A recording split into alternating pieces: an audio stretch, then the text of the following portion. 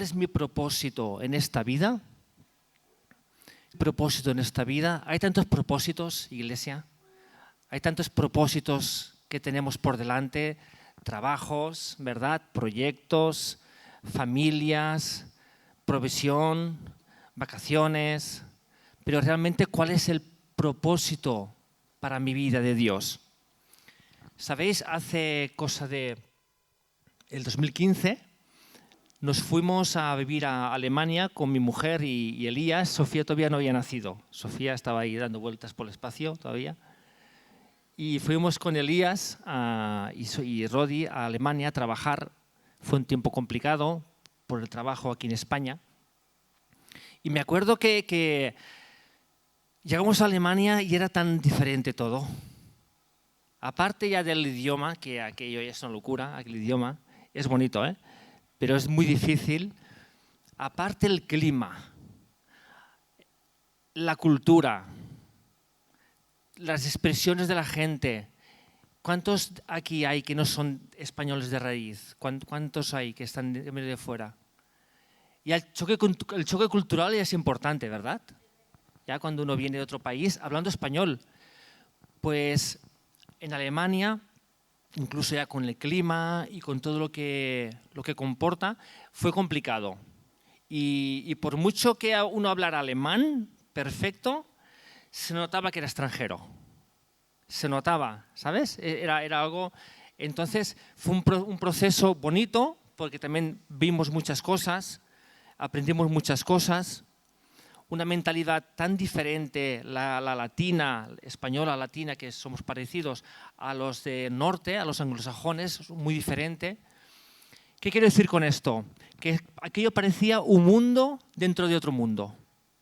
O sea, lo que yo estaba acostumbrado, el mundo, la visión, la cultura, fue ir allí y era como algo dentro de otro mundo, muy diferente, totalmente. De hecho, estuvimos, creo que son 3 años fuera. 3 años en Alemania, gracias a Dios que pudimos abrir una célula, una iglesia en la casa. Hicimos un llamado por el Facebook a que si alguien quería reunirse con habla hispana y tal, hicimos una célula, una mini iglesia, y Dios, de verdad que fuimos muy bendecidos. Mucha gente pudo escuchar la palabra de Dios, bautizamos a 2 personas, dimos doctrinas también bíblicas, y fue muy bueno. Pero en un momento Dios nos dijo de volver y ya fue cuando se acabó nuestro tiempo allí. ¿Por qué os digo esto? Porque en 1 de Pedro, el capítulo 2, versículo 10, fijaros qué dice la palabra. A ver. Muy bien, sí. Amados, yo ruego como a extranjeros y peregrinos que os abstengáis de los deseos carnales que batallan contra el alma. Y el 12... Creí que era al revés de versículos, vale. Manteniendo vuestra manera de vivir entre los gentiles, para que en lo que murmuran de vosotros como de malhechores, glorifiquen a Dios en el día de la visitación, al considerar vuestras buenas obras. Vamos a centrarnos en el versículo 11. Yo ruego, dice Pedro, yo ruego como a extranjeros y peregrinos que os abstengáis de los deseos carnales que batallan contra el alma. Fijaros que aquí Pedro nos está diciendo, vosotros, iglesia, no pertenecéis a este mundo. Aunque tenemos que vivir en el mundo, caminar por el mundo, respirar, pero no pertenecéis al sistema, a este mundo, a los valores de este mundo. Somos, como he dicho antes, extranjeros y peregrinos, y qué importante es que nos grabemos en la cabeza, que me grabe en la cabeza, que aquí estoy de paso. Estoy de paso. Esto es un tiempo de 60, 70, 80, 30 años. Estoy de paso. Y aquí el Señor nos estaba diciendo, sabed, consideraos que sois extranjeros en esta tierra. Somos una nación comprada y redimida por nuestro Señor Jesucristo. Somos una nación santa, que significa apartada, un pueblo escogido por Dios. Y algo que me impacta es que somos una nación esparcida por todo el mundo. Así como el pueblo de Israel fueron dispersados por todo el mundo, el pueblo, la iglesia, el cuerpo místico de Jesucristo, somos un pueblo que estamos esparcidos por todo el mundo.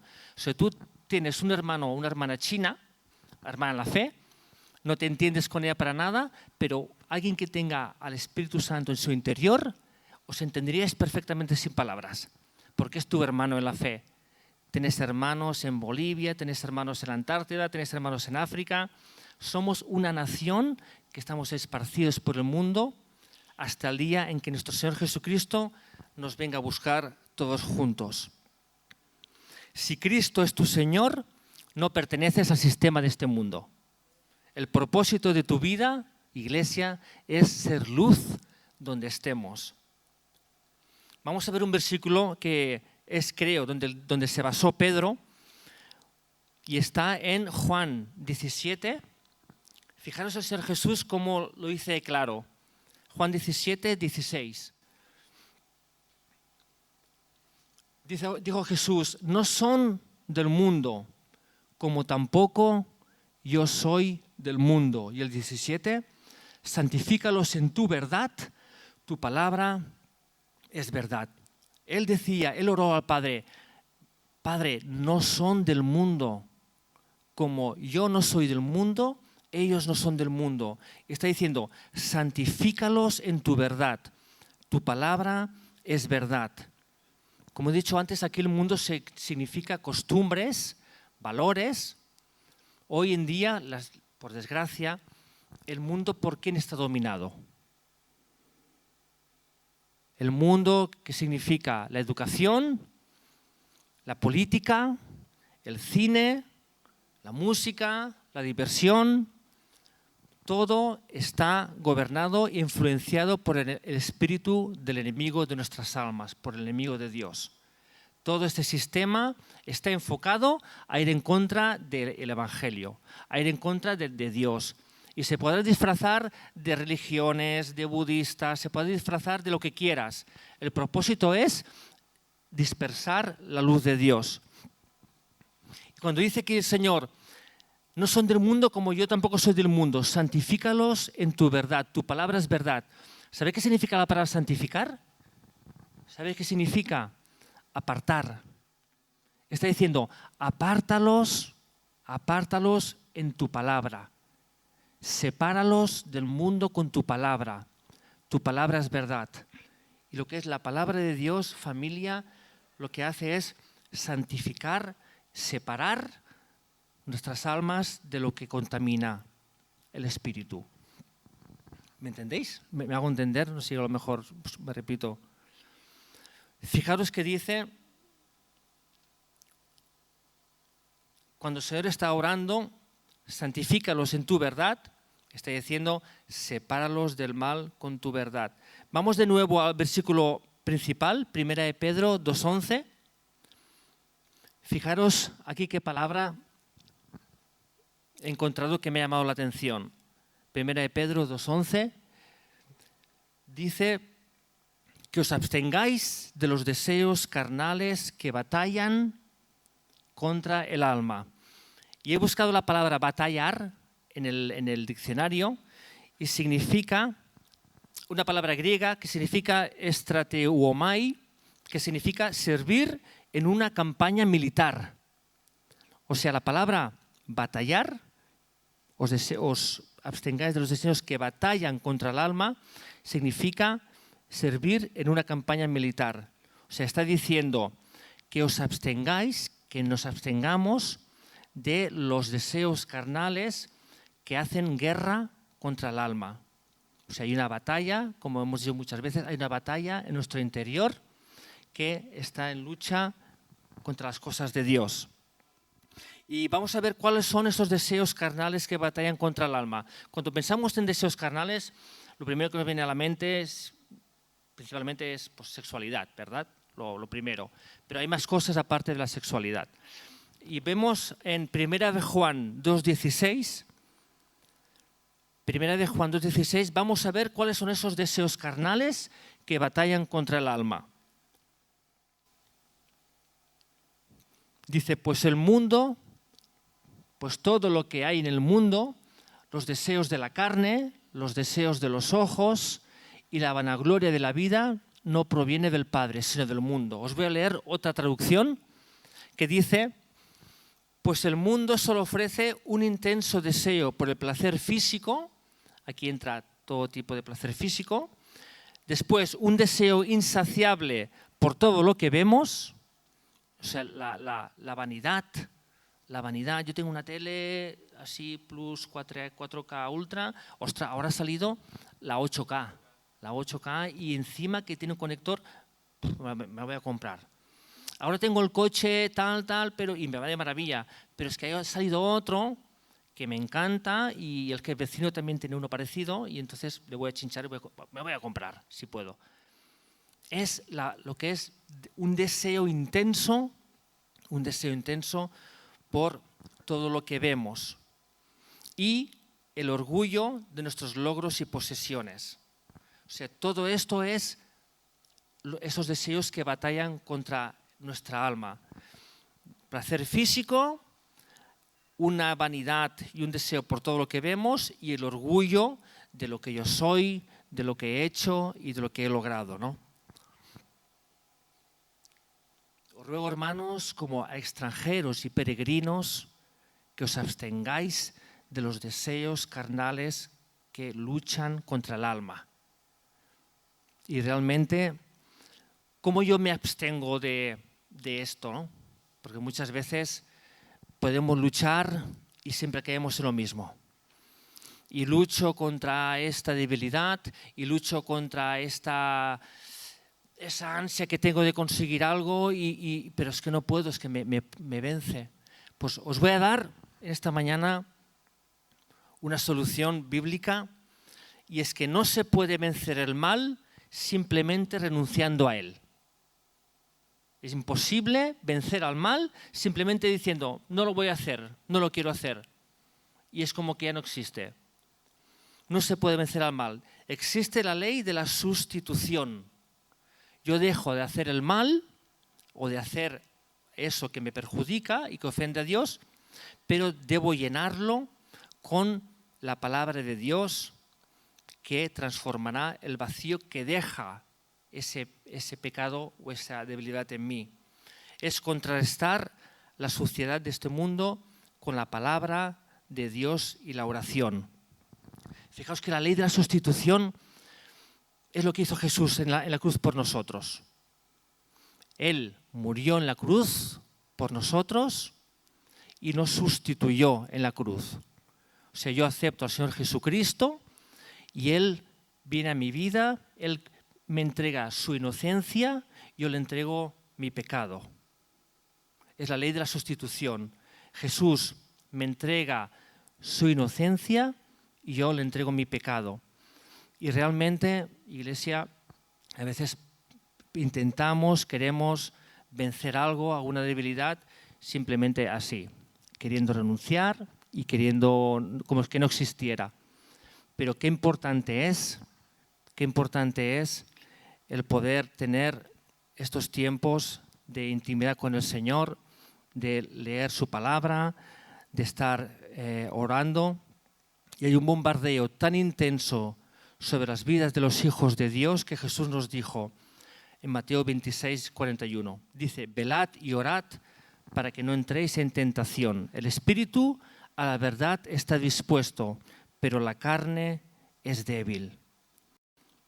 El Señor lo dijo cuando estaba en Getsemaní, que avisó a los discípulos con el sufrimiento diciendo, orad conmigo por este tiempo tan difícil que estoy teniendo. Y los discípulos, por la tristeza que ellos tenían, por el cansancio, se quedaban dormidos. Y esto lo podemos aplicar, familia, al cansancio espiritual, al cansancio emocional que nos produce el desgaste del día a día, ¿verdad? De los problemas, de enfermedades que puedan venir, nos desgastan y nos pueden adormecer espiritualmente. Y a lo mejor no me doy cuenta y pasa un día y no he orado y pasan 3 días y no he tenido esta intimidad con el Señor y me entra ese sueño espiritual que después me cuesta coger el hilo otra vez con Dios y estar con ese gozo y estar con esa alegría. Por eso Dios nos dijo, velad y orad para que no entréis en tentación. Porque el espíritu es verdad que está dispuesto, pero la carne es débil. ¿Qué significa velar? Velar significa estar vigilantes. Estar vigilantes, despiertos, y orar significa, pues eso, orar. O sea, tener dos herramientas, siempre estar vigilante, a ver por dónde viene el enemigo, por dónde viene mi debilidad, por dónde puede venir esta prueba, y estar también orando. Hay que contrarrestar la suciedad de este mundo con la palabra y la oración. Amén. ¿Estáis conmigo? Sé que no es fácil, pero es una clave muy importante en considerarnos extranjeros sobre la tierra y peregrinos. Es muy importante. Esto nos dará gracia, nos dará esa visión de poder enfrentarnos de otra manera a lo que batalla contra nuestra alma, que está en contra de Dios, ¿verdad? Y nos dará más autoridad. Dice también en la segunda parte de que hemos leído el versículo de 1 de Pedro, en 1 de Pedro 2:12, la segunda parte decía: manteniendo vuestra buena manera de vivir entre los gentiles, para que en lo que murmuran de vosotros como de malhechores, glorifiquen a Dios en el día de la visitación, al considerar vuestras buenas obras.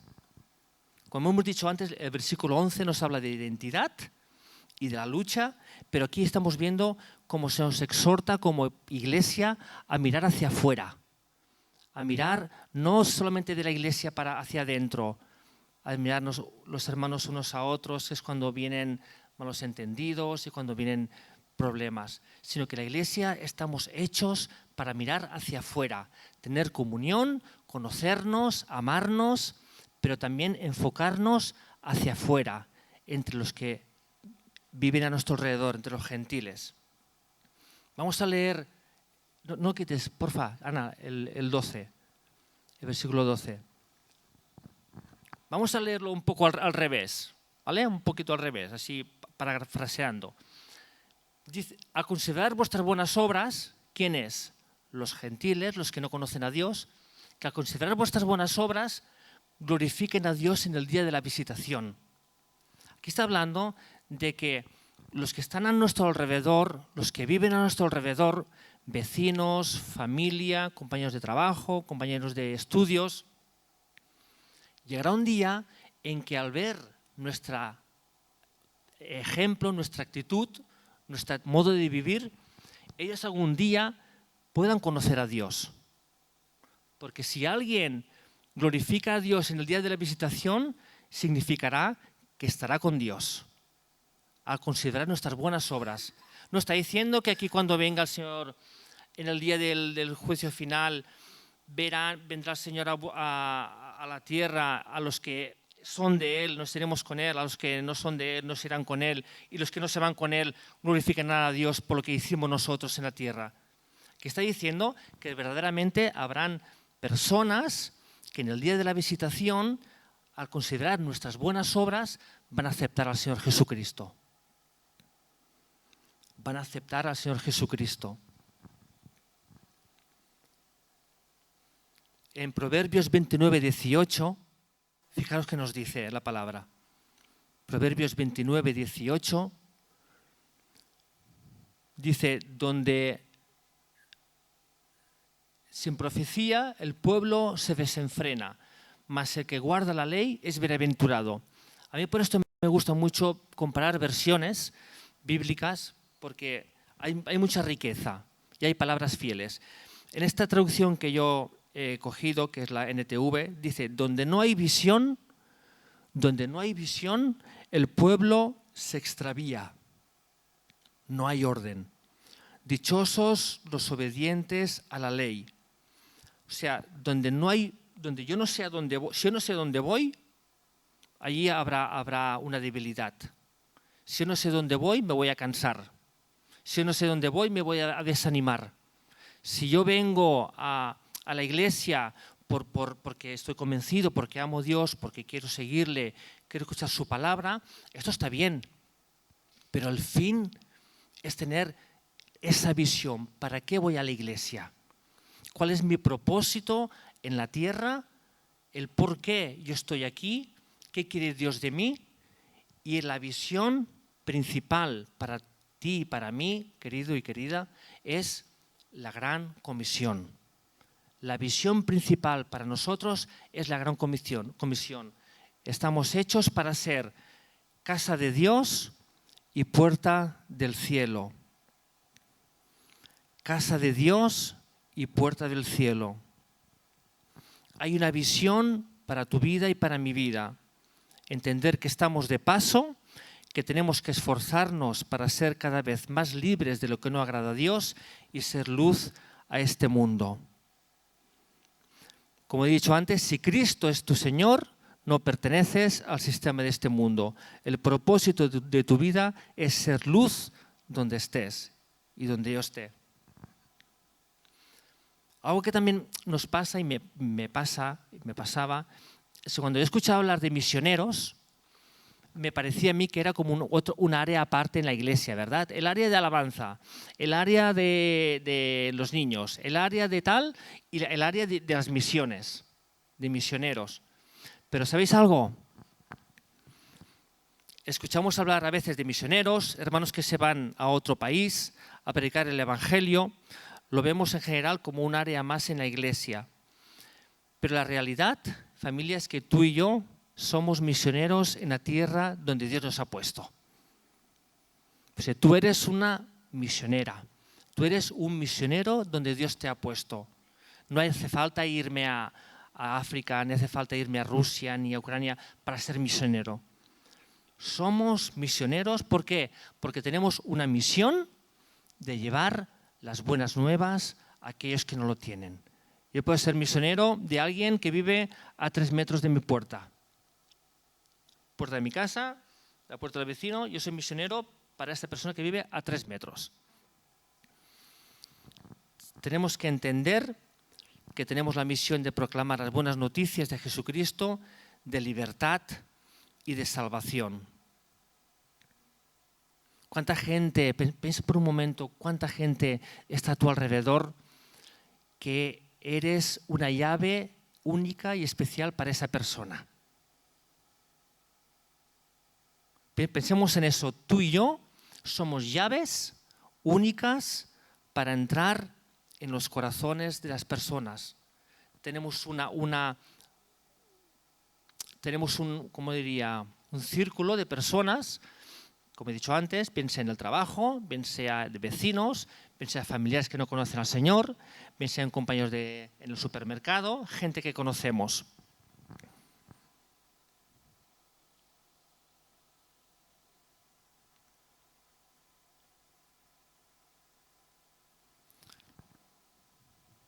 Somos llaves en manos de Dios para abrir corazones, somos casa de Dios y puerta del cielo.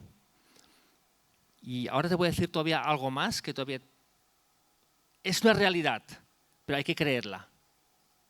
Y encima tú eres un embajador y una embajadora del reino de los cielos. Dice la palabra en 2 Corintios capítulo 5, 2 Corintios capítulo 5 del 20 al 21, y lo dice la palabra, eso no lo dice nadie más que la palabra. Así que somos embajadores en el nombre de Cristo, como si Dios rogase por medio de nosotros, os rogamos en el nombre de Cristo, reconciliaos con Dios. No eres, iglesia, hermana, hermano, no soy un cualquiera, no eres una cualquiera. Tienes un llamado a ser un embajador, a ser una embajadora del reino de Dios. Tu llamado tiene un valor incalculable. Tu llamado para este mundo tiene un valor incalculable. Es más importante tu llamado, y fíjate que te voy a decir, es más importante tu llamado que ser presidente de un gobierno.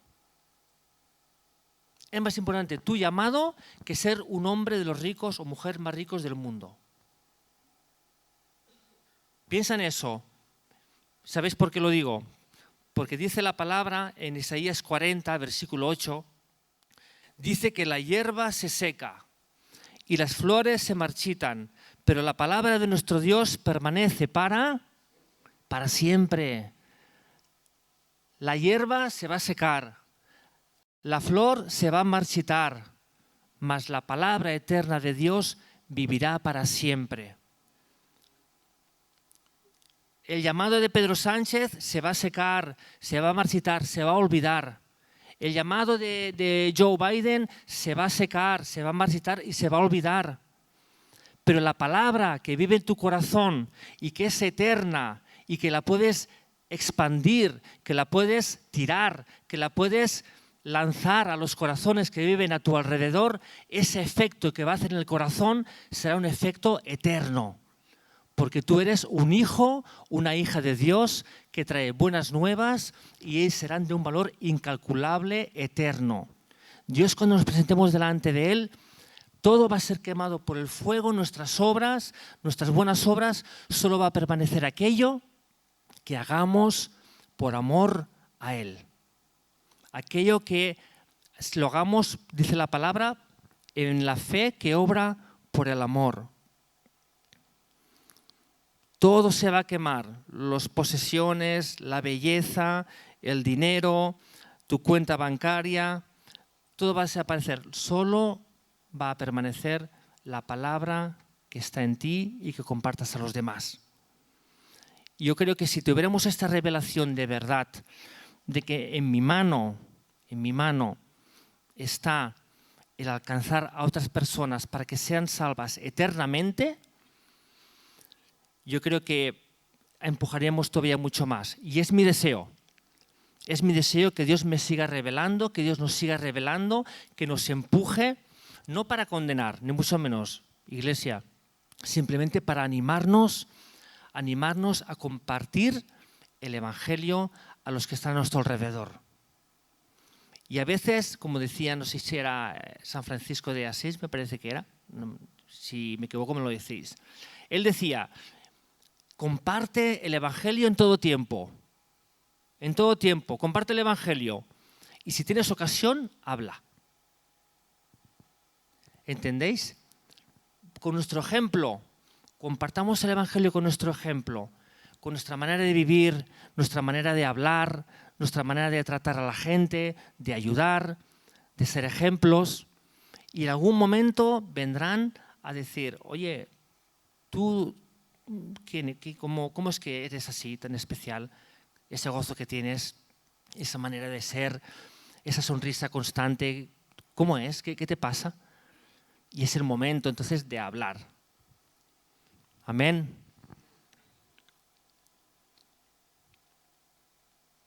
Somos extranjeros, somos peregrinos en este mundo. Nuestra verdadera patria, familia, está cerca. Nuestra verdadera patria está muy cerca.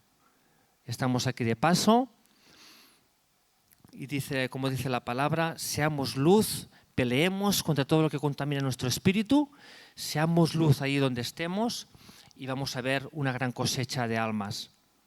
Hay una visión, como la que he dicho antes, general, que es la de la gran comisión. Dijo el Señor: id por todas las naciones y bautizad a los discípulos en el nombre de Jesucristo, en nombre del Padre, del Hijo y del Espíritu Santo.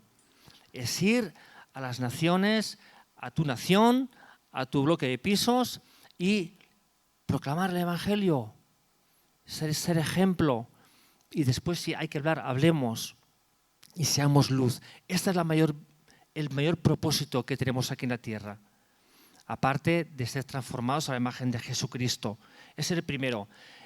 El segundo, que es una visión de iglesia, una visión a corto y a medio plazo, es una visión que la vamos a dar en muy breve tiempo, un plan que haremos como iglesia a corto y a medio plazo, una visión que vamos a transmitiros y que estoy seguro que será de gran bendición para la iglesia. Pero os invito a que vayamos preparando nuestro corazón para allí donde estemos enfocarnos. Y incluso te voy a decir algo más si quieres. Empecemos a orar por una o dos personas que están a tu alrededor, que no conocen al Señor. Sé que muchos de aquí lo estáis haciendo. Sé que muchos estáis ya atentos y hablando a vecinos y intentando que Dios alcance a personas. Pero os invito que vamos quien quiera, vamos a hacer este ejercicio espiritual. Empieza a orar por 1 o 2 personas que estén a tu alrededor. Cada día. Pide misericordia, pide que Dios se revele a su vida, pide que la gracia de Dios venga sobre esta persona o estas personas. Y os aseguro que vamos a ver algo grande. Más adelante, como he dicho, cuando con el gobierno de la Iglesia vamos a dar una visión general para la Iglesia también, porque el pueblo o la Iglesia sin visión se debilita y se desanima. Y es tiempo de levantarnos en fe, de tomar las armas y de conquistar nuestro corazón, eso que lucha contra el alma, y ganar la batalla y traer a gente, a personas a los pies del Señor. Amén. Dios os bendiga mucho y nos vemos ya, Dios mediante, el miércoles. Dios os bendiga.